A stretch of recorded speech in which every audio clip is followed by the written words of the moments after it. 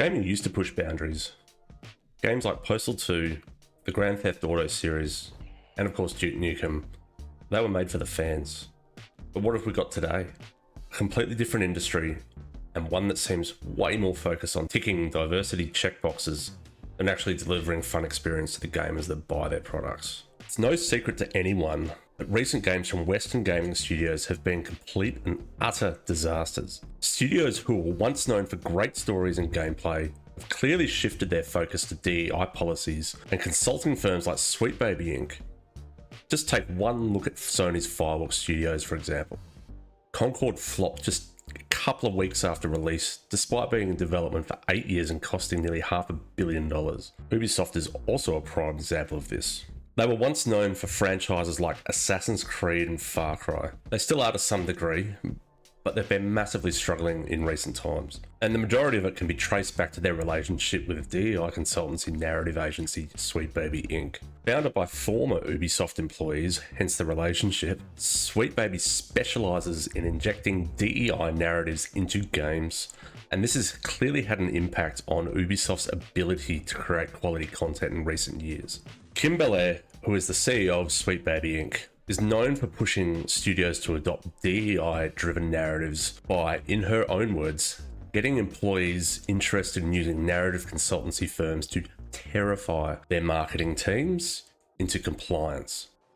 If you're a creative working in AAA, which I did for many, many years, put this stuff up to your higher-ups, and if they don't see the value in what you're asking for when you ask for consultants, when you ask for research, go have a coffee with your marketing team and just terrify them with the possibility of what's going to happen if they don't give you what you want. Her firm has a very strong grip on Ubisoft's narrative development, sidelining creativity in favour of ticking those diversity boxes.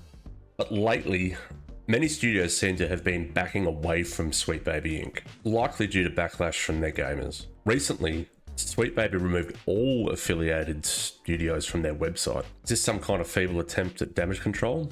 Quite likely. It's become massively clear recently that this DEI-driven focus is driving away gamers from games created by studios such as Ubisoft and many others. A good example of the community reaction to this is the Steam group DEI Detected, created by Brazilian Steam curator Cabrutus.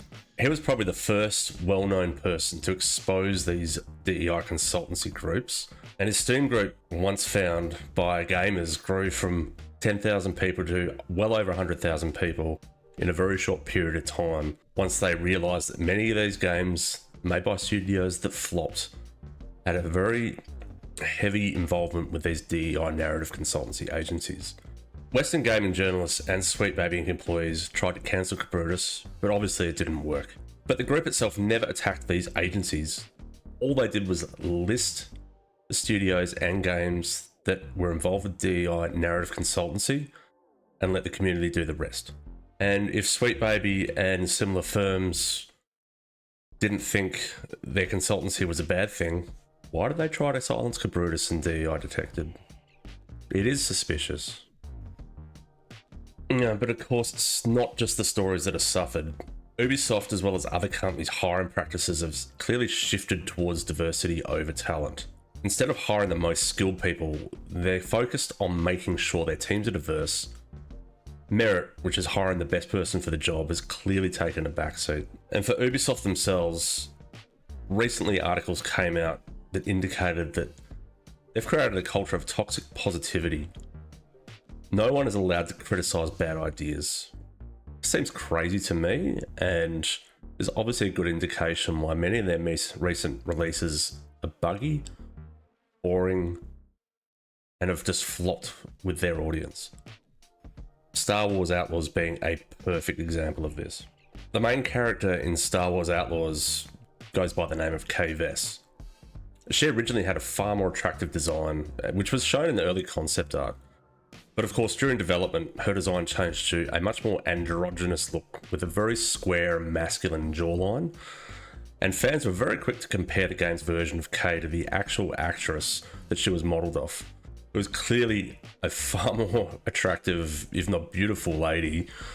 And they really did a disservice with Kay's character model changing it up so much. I reckon if they had just left it as it is, people would have been far more positive on Kay's character model. You don't have to be revealing, you don't have to do fan service, but please don't make her look like the chat from that meme. It's ridiculous. And of course, fans didn't hold back from their opinions on this at all. They did a lot of posting comparisons online and of course calling out how unnecessary these changes were. It is obviously a clear example of Ubisoft designing characters to fit a non-existent modern audience who doesn't play their games, rather than focusing on what their actual audience and gamers who enjoy their releases actually want. But of course, Kay's design wasn't the only issue. The game itself is buggy, with poorly written quests, completely uninspired gameplay, terrible mechanics, the list goes on. So why did this happen? Ubisoft's focus on DEI meant hiring less experienced developers to meet diversity quotas instead of hiring the most skilled people for the job. And the result? Clearly a poorly made game. Recent articles say this is leading to a brain drain within the developers of the company, and as coupled with the previous mention of toxic positivity, clear why this game has been terrible upon release. But of course, they're only one of many studios adopting these hyper-focus on DEI injection into games and hiring. CD Projekt Red is another example. Their CEO recently publicly denied that CD Projekt Red hires based on DEI policies. But of course, their hiring page tells a different story. This all came about due to Endymion TV recently doing a video on the DEI focus on hiring at CD Projekt Red, where their CEO came out and did a public rebuttal of Endymion's video, basically claiming that anybody can make a video these days that's not true. And of course, Endymion got community noted about it. But then he did a further expose on the CEO's comments, who then retracted the statement. Community note got removed because all of it was true. I mean, he only needed to look at his own website. CD Projekt Red has launched diversity initiatives like female-only scholarships and recruitment campaigns targeting specifically minority groups. And clearly, when you target other groups instead of going out to a broader candidate pool, you're not intentionally hiring for the best talent. You're just trying to do a PR exercise to show the public that diversity, equity, and inclusion is important to you, even if it isn't. Now, of course, this over-focus on these policies from CD Projekt Red gives us a little cause for concern for The Witcher 4. Obviously, Cyberpunk 2077, even though it had a horrendous launch, which was probably more investor-driven and the game was just released far too early, at the very least, that game is positively received by gamers. So I would say for CD Projekt Red at the moment, this doesn't appear to be affecting their work so far. So fingers crossed for The Witcher 4, they continue to focus on hiring people on merit, like the CEO said, even though it was proven not to be true. But we'll wait and see. I mean, for instance, we only saw what happened with Netflix's adaptation of The Witcher, which was a complete failure that disrespected the source material. So we're hoping with bated breath that CD Projekt Red does not go down the same path by butchering classic characters, settings, etc. just to fit a DEI narrative that no one wants or cares about. At least not people who are going to buy and play the game.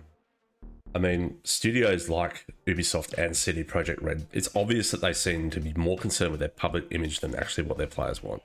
And by relying on these narrative consultancy firms like Sweet Baby Inc., they've taken creative control away from the developers who made their games great in the first place.